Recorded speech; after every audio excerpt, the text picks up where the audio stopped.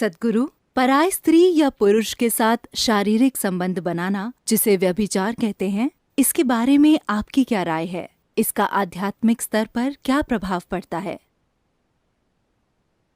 If there is no love in your heart, you are anyway an adulteress. अगर आपके दिल में प्यार नहीं है तो आप व्यभिचारी ही हैं। अगर आपने ऐशो आराम के लिए खुद को जीवन के किसी पहलू के हवाले कर दिया है, जरूरी नहीं कि वो आदमी हो या औरत हो, दिल में प्यार के बिना अगर आप खुद को जीवन के किसी पहलू के हवाले कर देते हैं तो आप एक व्यभिचारी हैं, है ना?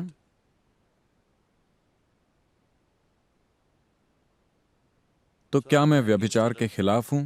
हाँ, उस मायने में हाँ, हर पहलू के साथ।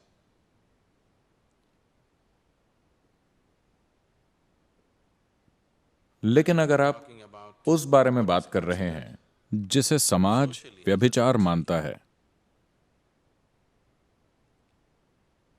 तो ये उस व्यक्ति पर है, और जो भी काम आप करते हैं उसका एक नतीजा होता है। लेकिन अधिकतर लोग जब नतीजे सामने आते हैं वो उन नतीजों का सामना करने को तैयार नहीं होते, लेकिन उन नतीजों का सामना किए बगैर ही वो ऐसे हालात चाहते हैं जिनका वो मजा ले सकें।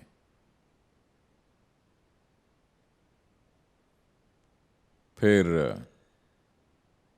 Anybody who is not willing कोई भी इंसान जो अपने किए हुए कामों के नतीजों को खुशी खुशी स्वीकार करने को तैयार नहीं है, वो बस एक मूर्ख है। और a fool is somebody मूर्ख वो होता है जो अपने ही खिलाफ काम करता है, जो अपने ही खिलाफ काम करता है। कोई भी इंसान जो खुद को अपने खिलाफ कर लेता है या कर लेती है, उनके बारे में हम क्या कहें? तो अपने कामों के जरिए अगर आप खुद को अपने खिलाफ कर रहे हैं, because you do things क्योंकि आप बिना सोचे चीजें करते हैं, आप चीजें चुनाव से नहीं कर रहे, आप चीजें बिना सोचे सिर्फ इसलिए कर रहे हैं क्योंकि आप अपने शरीर के या भावनाओं के एक पहलू के आगे झुक गए हैं, तब यह निश्चित रूप से ठीक नहीं है, क्योंकि आप अपने लिए तकलीफ पैदा करेंगे। कोई भी चीज जो किसी इंसान के लिए तकलीफ लाती है, खासकर उसके खुद के लिए, क्या वो ठीक है?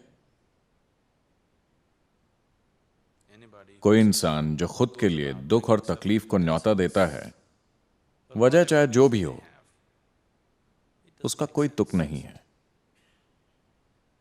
मैं किसी चीज के खिलाफ या पक्ष में नहीं हूं।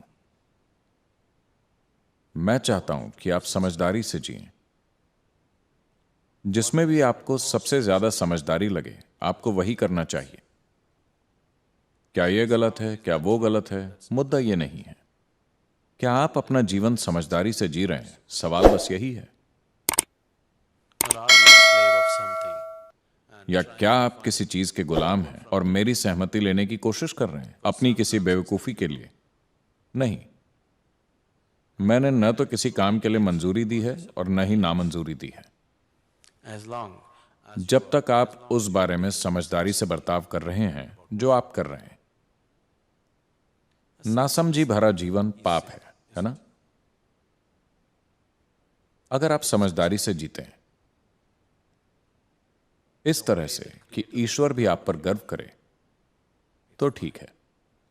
if you've just given into अगर आप बस झुक गए हैं अपने शरीर के या भावनाओं के या मन के तरीकों के आगे और अपने ही खिलाफ काम कर रहे हैं, तो यह समझदारी नहीं है। तो ऐसी बेवकूफी, क्या यह गलत है? मैं ये भी नहीं कह रहा हूं कि यह गलत है, यह बस बहुत सीमित और बेवकूफी भरा है। मैंने अपने जीवन में कभी किसी चीज को सही या गलत नहीं कहा है, लेकिन जो भी चीज सीमित या बेवकूफी की हो वो करने लायक नहीं है। तो मैं कहूंगा कि व्यभिचार करने लायक नहीं है। क्या यह सही है या गलत? मैं कौन होता हूं जीवन की किसी चीज के बारे में फैसला करने वाला? मैं जीवन के बारे में फैसले नहीं सुनाता। But it is stupid and limited.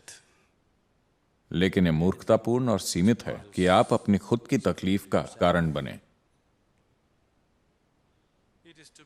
किसी ऐसी चीज के आगे झुक जाना मूर्खता और नासमझी है जो आज सब कुछ लगती है और कल आपको बेवकूफ जैसा महसूस कराती है ना? उस चीज के आगे झुक जाना बेवकूफी होगी जो आपको आज सब कुछ लग रही है और वही कल सुबह आपको खुद मूर्ख जैसा महसूस कराए, किसी दूसरे को नहीं।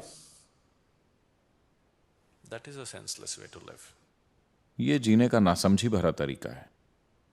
आपको इस तरह से जीना चाहिए, इतनी समझदारी से कि देवताओं को भी आपसे जलन होनी चाहिए। अगर आप इतनी समझदारी दिखाते हैं तब आपके जीवन में कुछ सही या गलत नहीं है। अगर आप में यह समझ नहीं है तो आपके जीवन में हर चीज गलत है।